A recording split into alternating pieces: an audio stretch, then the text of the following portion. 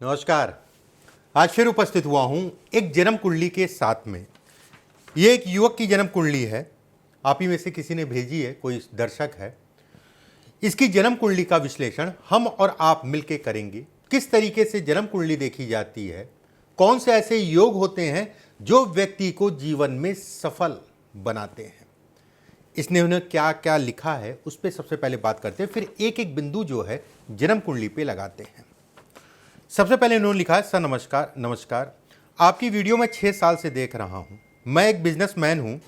मेरा काम real estate का है। जैसा मैं समझ पा रहा हूं, इन्होंने लिखा है कि प्रॉपर्टी से संबंधित मेरा काम है।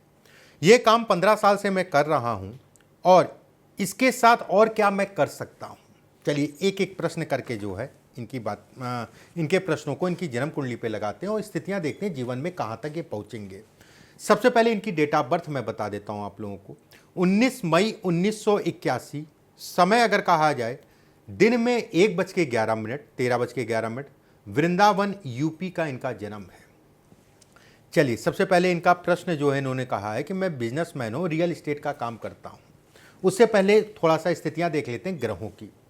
देखिए, लगन का मालिक सिंह लगन, लगन का स्वामी अगर कहा जाए सूर्य है। सूर्य 10वें भाव में बैठा है दिग्बल की अवस्था में, और नवमांश में अगर कहा जाए कुंभ राशि में। सूर्य जिस नक्षत्र में है, कृत्तिका नक्षत्र के तीसरे चरण में। कृत्तिका नक्षत्र सूर्य का अपना ही नक्षत्र है, तीसरा चरण है।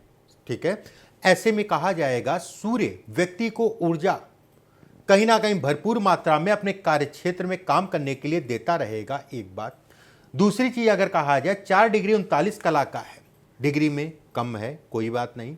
नवमांश में भी बली है। ऐसे में कहा जाएगा, देखिए डिग्री 4 डिग्री 39 कला अगर कहा जाए तो मान सम्मान प्रतिष्ठा इत्यादि चीज़ों को दिखाती है।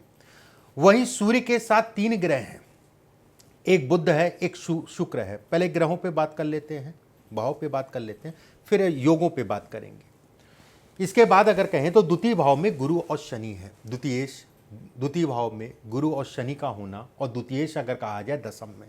ऐसे लोगों का अपने लिए, अपने परिवार के लिए समय ही नहीं होता है। अपना काम अपना काम अपना काम, काम ही में जो है कहीं ना कहीं रत होते हैं। वहीं गुरु और शनि अगर कहा जाए तो डिग्री में 6 डिग्री 57 कला का गुरु उत्तरा फाल्गुन नक्षत्र के चौथे चरण में। शनि अगर कहा जाए सूर्य का नक्षत्र है। शनि अगर कहें तो ये भी उत्तरा फाल्गुन नक्षत्र के चौथे चरण में है। ऐसे में डिग्री में पास होने के कारण विवाह का सुख ऐसे लोगों को नहीं मिल पाता, एक बात। वहीं पे जब आप देखेंगे गुरु वक्री हैं, गुरु वक्री है। और देवगुरु बृहस्पति अगर कहें तो भाग्य के अधिपति हैं। देवगुरु बृहस्पति अगर कहा जाए अष्टम के अधिपति हैं। ऐसे में कहा जाएगा कि कहीं ना कहीं पंचमेश और अष्टमेश होके गुरु द्वितीय भाव में, ऐसे नक्षत्र में, मित्र के नक्षत्र में होना धन के दृष्टिकोण से, काम से संबंधित चीजों के लिए बेहद अच्छा है। वक्री होने के कारण अगर कहें तो विवाह से संबंधित चीजों में ये तनाव, ठीक है, कम करेंगे, एक बार। वहीं पे कहाँ कैसे कम करेंगे अभी बात करेंगे। चतुर्थ भाव में चंद्रमा नीच का है। चंद्रमा की राशि में अगर कहा जाए राहु का होना, ऐसे में घर से दूर जाके व्यक्ति काम करेगा, कम आयु में घर से दूर हो जाएगा, ये इसके संकेत देता है। वहीं छठे भाव में केतु का होना, स्वर्ण नक्षत्र के पहले चरण में। स्वर्ण नक्षत्र अगर कहा जाए चंद्रमा का नक्षत्र कहलाएगा, और केतु नवमांश में अगर कहा जाए तो मेष राशि में है, और लगन कुंडली में अगर कहा जाए तो मकर राशि में है। कहीं ना कहीं ये एक संयोग बनाते हैं कि व्यक्ति दूर जाएगा और दूर जाके काम करेगा जहां पर भी पैदा हुआ होगा, एक बात। दूसरी चीज एक संयोग बनाते हैं, ऐसे लोगों को रिश्तेदार नातेदारों से हमेशा सावधान रहना चाहिए।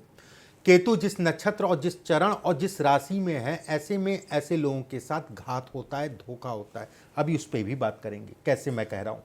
मंगल अगर कहा जाए भाग्य भाव में विराजित है।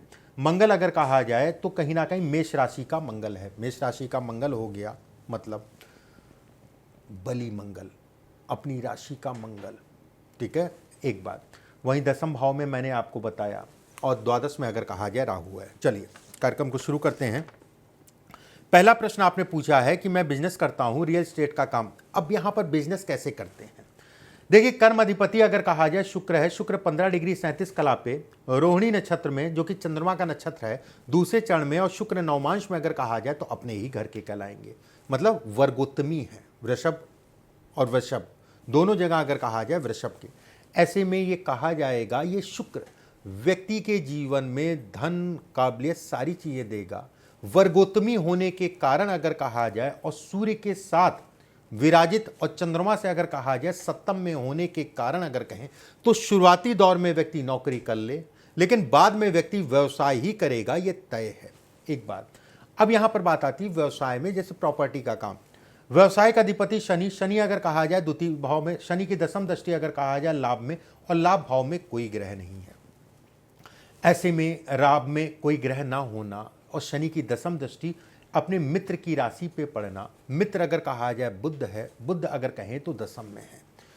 व्यक्ति लाइजनिंग, व्यक्ति को पता है किस तरीके से अपने कामों को निकालना है बुध के कारण।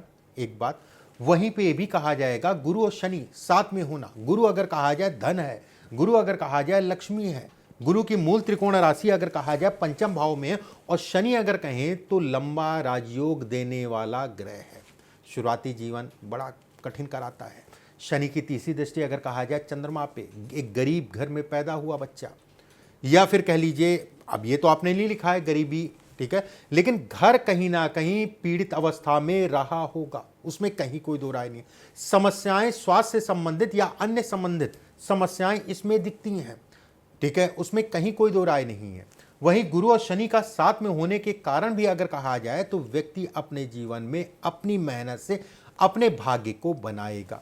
रही मंगल की बात, जो प्रॉपर्टी का मालिक है, मंगल अगर कहा जाए भाग्य में है, भरणी नक्षत्र के चौथे चरण में, शुक्र का नक्षत्र है। मंगल जब भी शुक्र के नक्षत्र में जाए और शुक्र केंद्र या त्रिकोण में हो और मंगल बली हो, एक बात, वहीं मंगल आप कहेंगे तो चंद्रमा की राशि, चंद्रमा जहां नीच का होता है उसकी राशि में अगर कहा जाए चंद्रमा बैठा हो नीच का, चंद्रमा इस जन्म कुंडली में सबसे मुख्य ग्रह बनेगा। चंद्रमा की राशि में अगर मैं कहूं नीच राशि में राहु का होना, राहु अगर कहा जाए कर्क राशि में और मंगल की राशि में चंद्रमा नीच के होते हैं, और मंगल अगर कहा जाए अपने ही घर का है। ऐसे में देखिए दो तरीके से इसको देखा जाएगा। एक तरीका यह है कि व्यक्ति घर से दूर जाके काम करेगा, घर में रहेगा तो कुछ नहीं कर पाएगा, घर के इर्द गिर्द रहेगा तो कोई भी कुछ नहीं कर पाएगा। घर से कम 500 किलोमीटर दूर जाके व्यक्ति काम करेगा तभी सफल होगा। ये मैं कह रहा हूँ 500 किलोमीटर के आगे कितना भी आप जोड़ लीजिए, 500 किलोमीटर दूर काम करेगा तब जाके सफल होगा। वहीं मंगल की पंचम चतुर्थ दृष्टि अगर कहा जाए तो कहीं ना कहीं राहु पे, और मंगल की अष्टम दृष्टि अगर कहा जाए चंद्रमा पे पड़ेगी। ऐसे में कहा जाएगा कि ये काम आपके जीवन से जुड़ा रहेगा और आपको भरपूर मात्रा में ये धन देगा, थोड़ा मोड़ा नहीं। ऐसे लोग बहुत बड़े उद्योगपति होते हैं, ऐसे लोग बहुत बड़े बिल्डर होते हैं, उसमें कहीं कोई दो राय नहीं है। इसके साथ में आपने पूछा है इसके साथ में और क्या काम कर सकता हूं, देखिए और कौन से काम कर सकते हैं इस पे भी चर्चा कर लेते हैं। जैसे शनि आपका कहा जाए उत्तरा फाल्गुन नक्षत्र के चौथे चरण में सूर्य का नक्षत्र कहलाएगा। सूर्य अगर कहा जाए लगन का मालिक होकर चतुर्थ भाव में कृतिका नक्षत्र के तीसरे चरण में। ऐसे में शनि से संबंधित काम, लगन का मालिक दशम में, व्यक्ति को कर्म में तो बढ़ाएगा। शनि से संबंधित काम अगर कहा जाए तो व्यक्ति के जीवन में मान सम्मान प्रतिष्ठा को भी बढ़ाएगा। अब शनि से संबंधित काम लोहे का, चमड़े का, चमड़ा छोड़ दीजिए क्योंकि चमड़ा राहु से भी संबंधित है, और राहु अगर कहा जाए कर्क राशि में, चमड़ा नहीं। लोहे से संबंधित काम, गाड़ियों से संबंधित काम, शनि और शुक्र, गाड़ियों से संबंधित काम, व्हीकल से कोई भी किसी प्रकार का व्हीकल, गाड़ी, लोहा, ट्रेडिंग, इससे संबंधित काम आप करिए, अच्छी सफलता मिलेगी। एक बात, वहीं शेयर मार्केट या इनसे संबंधित चीजों में भी व्यक्ति सफल होगा। इसके बाद आपका प्रश्न है कि मेरी 2 बार शादी हुई और दोनों बार डिवोर्स हो गया, क्या शादी के योग हैं? देखिए ये अहम प्रश्न है आपका। चंद्रमा से चतुर्थ अगर कहा जाए विवाह का भाव है, एक बात। वहीं विवाह के भाव से अगर कहें तो नवम और पंचम दोनों ही खाली हैं। दूसरी बात, अच्छा है, खाली होना खराब नहीं है, अच्छा है।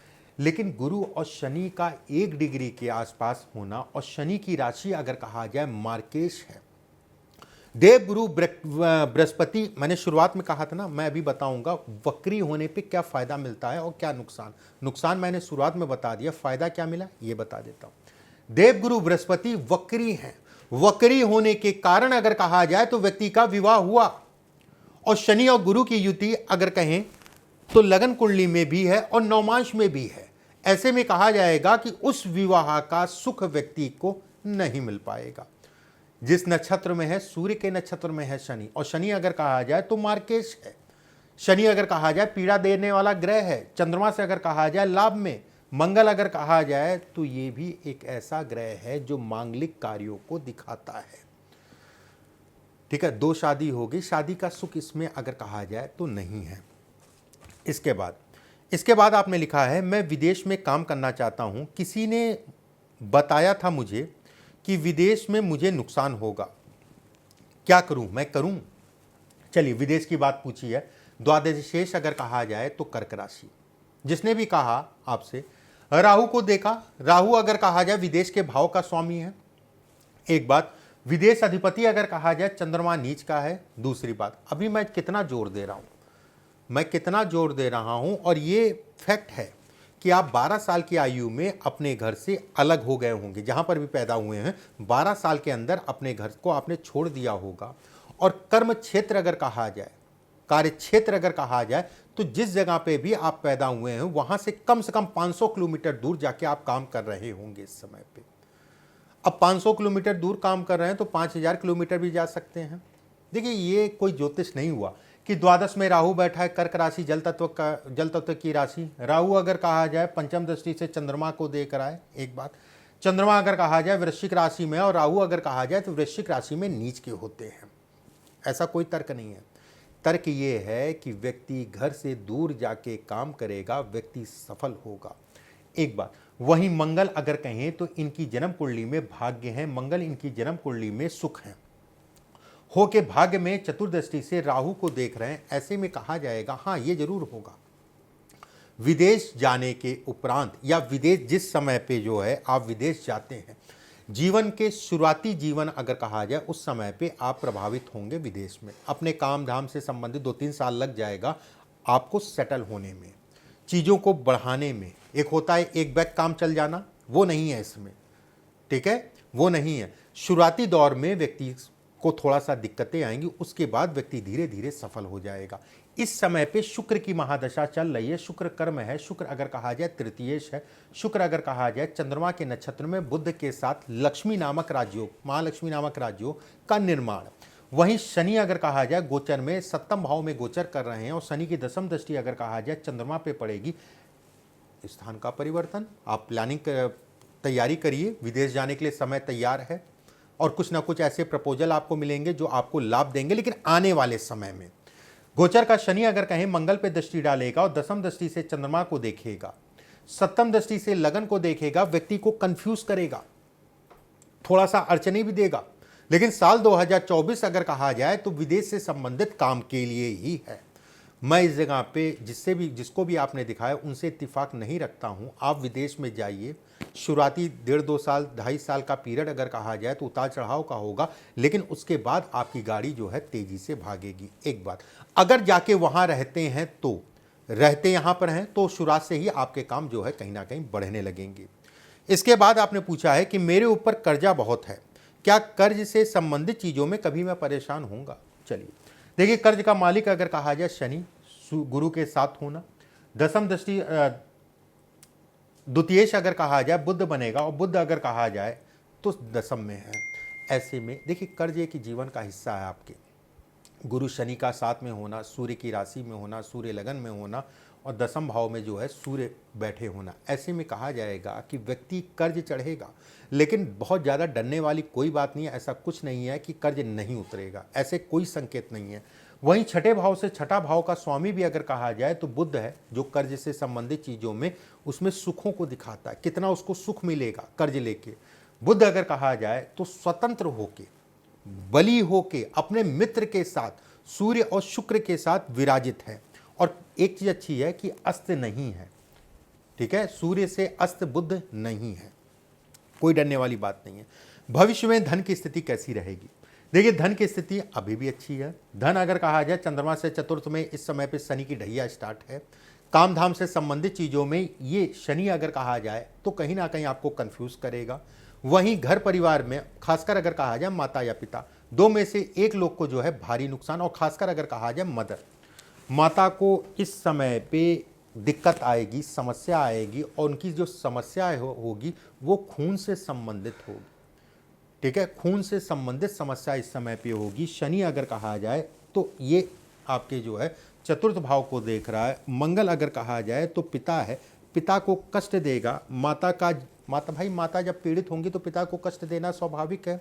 और कहीं ना कहीं जो है मंगल की दूसरी राशि अगर कहा जाए तो आपके चतुर्थ भाव में है। अनुराधा नक्षत्र के दूसरे चरण का चंद्रमा है, शनि का नक्षत्र है, और शनि की ढैया इस समय पे चल रही है, देवगुरु बृहस्पति के साथ विराजित है। देखिए ये योग अगर कहें, कई चीज़ें हैं इसमें, नवमांश में भी देखा जाएगा, कई चीज़ें इसमें हैं। तो ये योग अगर कहा जाए भावपति दोनों को पकड़ के बैठा है। और शुक्र में इस समय पे अगर कहा जाए तो मंगल की महादशा चल रही है, इसके बाद अगर कहें तो राहु की। ऐसे में माता को कष्ट मिलेगा भारी। ठीक है, थोड़ा सतर्क रहिएगा, किसी प्रकार की कोई लापरवाही मत बरतिएगा। इसके बाद आपने पूछा है भविष्य में कितना धन तो इसमें बहुतेरा है। भाग्य लाभेश अगर कहा जाए तो दशम में है। भाग्यपति अगर कहा जाए मुख्य रूप से आपके भाग्य को बढ़ाने वाला। द्वितीय भाव में अगर कहा जाए गुरु शनि लंबे समय तक राजयोग देने वाला। बस डिग्री में पास है तो विवाह का सुख नहीं देगा, मतलब नहीं देगा। केतु अगर कहा जाए तो छठे भाव में है तो भी कहीं ना कहीं जो है थोड़ा सा डिस्टर्ब करेगा। आप जिन लोगों के साथ, जो लोग आपके नीचे काम करते हैं उनसे थोड़ा सा डिस्टर्ब करेगा। ये समय होगा जब मीन राशि में गोचर करेगा, उस समय पे थोड़ा सा काम धाम से संबंधित चीज़ों में, मतलब 2025-26 में। लेकिन आपके टर्नओवर, आपकी आय पे उसका असर नहीं पड़ेगा। मजदूरों से संबंधित कोई घटना हो जाए या जो आपके नीचे काम करने वाले हो उनके साथ कोई घटना हो जाए जिसके कारण जो है आपको कुछ उनको धन या इससे संबंधित कुछ देना पड़े, वो एक अलग विषय हो गया। लेकिन इसमें अगर कहें तो धन की बात करें तो बहुत अच्छी जन्म कुंडली है। दशम भाव में सूर्य बुध शुक्र, नवमांश में अगर कहा जाए शुक्र वर्गोत्तमी अपने मित्र की राशि में। मित्र अगर कहा जाए चंद्रमा और शुक्र से दृष्ट है। चंद्रमा जिन ग्रहों को देखता है उन ग्रहों को बल देता है। वहीं त्रिकोण अगर कहा जाए तो आपका दशम, द्वितीय और छठा, इनमें अगर कहें तो कहीं ना कहीं आपस में संबंध बनना, ये भी अपने आप में अद्भुत राजयोग है, उसमें कहीं कोई दो राय नहीं है। कुछ चीज़ें मैंने आप लोगों को समझाया और इनकी जन्म कुंडली का विश्लेषण किया। उम्मीद करता हूँ चीज़ें आपको समझ में आई होंगी। ज्योतिष में जितना आप डुबकी मारेंगे, जितना आप अनुभव जो है ले सकते हैं उतना लीजिए, और थोड़ा सा प्रतिदिन जो है कम से कम 1 घंटे का समय निकालिए, रिसर्च करिए, शोध करिए, उतने ही आप परिपक्व बनेंगे। ज्योतिष महीने 2 महीने साल का विषय नहीं है। हम लोग को हो गए 26 से 27 साल इसी में रमते रमते, गोता खाते खाते। अगले वीडियो में फिर आप सभी से मुलाकात होगी। अभी के लिए बस इतना ही। नमस्कार।